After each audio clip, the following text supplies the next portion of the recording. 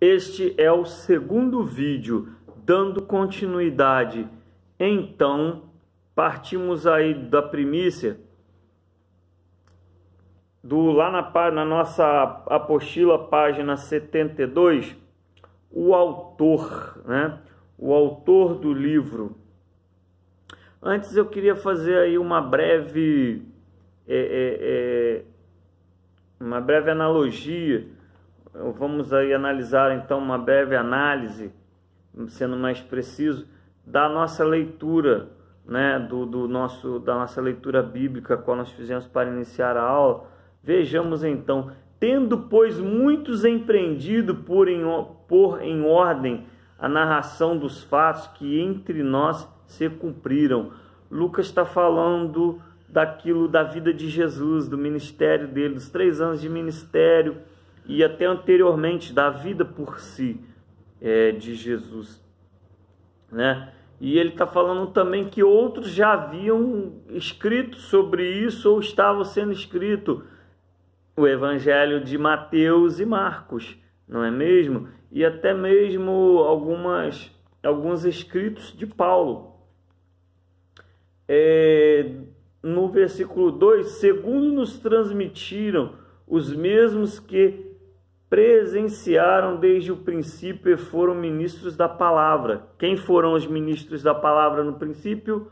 Os discípulos. Amém? Então ele confirma aqui que ele está escrevendo a partir de relatos, de pesquisas daqueles que viveram com Cristo, que vivenciaram, que foram testemunhas oculares. Os discípulos, em especial Mateus e Marcos, relatos do próprio apóstolo Paulo, a qual Lucas foi discípulo. É muito interessante que nós observarmos a importância do nosso testemunho. Você vê, Lucas escreveu o seu evangelho não inspirado pelo Espírito Santo, mas através de sua pesquisa, através do testemunho daqueles que vivenciaram com Jesus. E, lógico, o Espírito Santo estava presente, mas a importância de nós entregarmos o nosso testemunho de vida, entregarmos o nosso testemunho diante da palavra do Senhor, da nossa vida, desde o momento que levantamos a mão e aceitamos Jesus como o único e suficiente Salvador, para que as pessoas possam presenciar, possam evidenciar o que o nosso Deus faz, o que o nosso Deus é capaz. Então o nosso testemunho é muito importante. Nós temos visto a igreja largar isso um pouco de lado, né? A liturgia está sufocando os testemunhos, sufocando a própria palavra. Nós tínhamos aí 1 hora de palavra, hoje já são meia hora, 20 minutos, daqui a pouco nós nem vamos ter mais palavra, né? Então, para nós vermos como é importante darmos testemunho, não só na igreja, também aí fora no mundo, né? Aí para as pessoas, para os parentes, o nosso testemunho é muito importante para a honra e glória do nosso Senhor Jesus Cristo. Amém? Terceiro, pareceu-me também a mim conveniente descrevê-los a ti, ó excelentíssimo Teófilo, por sua ordem, havendo-me já informado minuciosamente de tudo desde o princípio. Lucas, então, ele não faz uma pesquisa qualquer, ele não vai lá e entra no Google e dá uma lida, ele não vai lá e escuta uma fofoca e transmite um bate-papo, não. Ele pesquisa, ele vai atrás, ele conversa com os discípulos, com aqueles que caminharam com Jesus, e ele relata minuciosamente, com o intuito de nos passar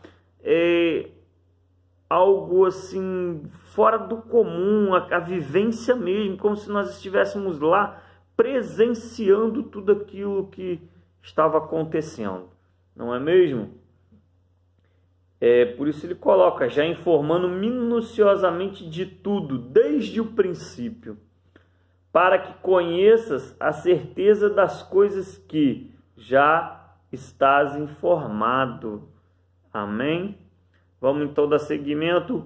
O autor do livro de Lucas. Autoria e data. Lucas, médico amado. Você pode presenciar ele sendo chamado assim por Paulo, lá em Colossenses 4,14. A quem é atribuída a autoria do terceiro evangelho é citada no Novo Testamento 3 vezes. Todas as citações estão nas epístolas paulinas e são usadas no contexto do aprisionamento do apóstolo Paulo. Lucas o acompanhou a todo momento, até no cárcere. Colossenses 4,14, Filemão 24, diga-se de passagem, eu ouvi uma pregação em Filemão maravilhosa. Segundo a Timóteo 4,11 também, nós vamos ver Paulo sendo carinhosamente, citado, Lucas sendo citado por Paulo. Embora o autor do terceiro evangelho não se identifique pelo nome, isso não depõe contra a autoria lucana, não, de maneira nenhuma.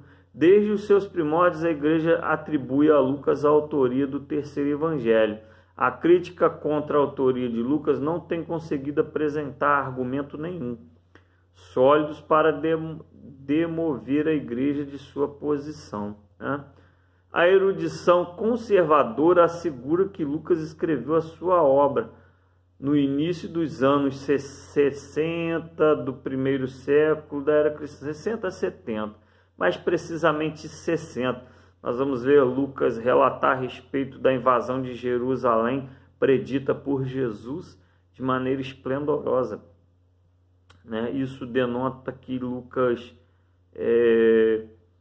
foi escrito antes dos anos 70, a qual Jerusalém foi invadida, se eu não me engano, pelo general Tito. Enfim,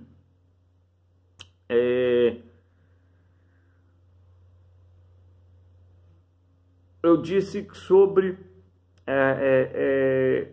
nos primórdios a igreja cristã atribuía a Lucas a autoria. Então, os historiadores Papias, Eusébio de Cesareia, eles relatam os escritos de Lucas. Não é mesmo? A obra de Lucas, que era historiador e médico, ele escreveu sua obra em 2 volumes. Nós podemos ver isso. Lucas, nós lemos a nossa leitura bíblica, Lucas capítulo 1 do capítulo 1 do versículo 1 até o 4, e em Atos, no seu capítulo 1 do verso 1 e 2, aliás, do verso 1 e 2. Vamos dar até uma lidinha, lá em Atos. Deixa eu movimentar aqui a minha Bíblia. Atos, no seu verso 1, 1 e 2. Deixa eu ver. Pronto. Fiz o primeiro tratado, ó Teófilo, acerca de tudo que Jesus começou, não só a fazer, mas a ensinar. Ele está falando do evangelho escrito por ele, Lucas, até o dia em que me foi recebido em cima, depois de ter dado mandamentos pelo Espírito Santo aos apóstolos que escolhera.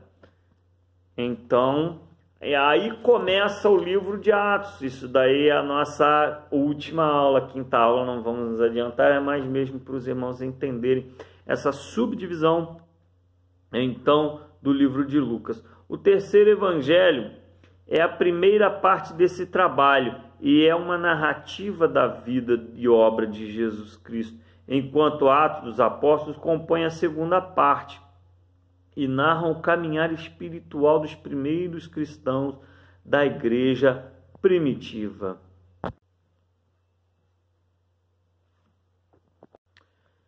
Enfim, os destinatários originais o doutor Lucas endereçou seu evangelho a Teófilo, certamente uma pessoa importante que deveria ocupar uma alta posição social, como eu disse. Tanto é que Lucas escreve a ele, o chamando de excelentíssimo. Nós vamos ver ele se dirigindo, excelentíssimo, a altas autoridades romanas. Então, Teófilo possivelmente era um cargo ocupado pelo aquele gentil. Algumas pesquisas apontam dizendo que ele foi um militar reformado, militar romano de alta patente reformado. E Lucas, então, pela importância dele, o chama de excelentíssimo. Pode-se dizer que alguém deste ilustre destinatário. Lucas também escreveu aos gentios. Quem são os gentios? Nós os gentios que não temos sangue hebreu. Amém?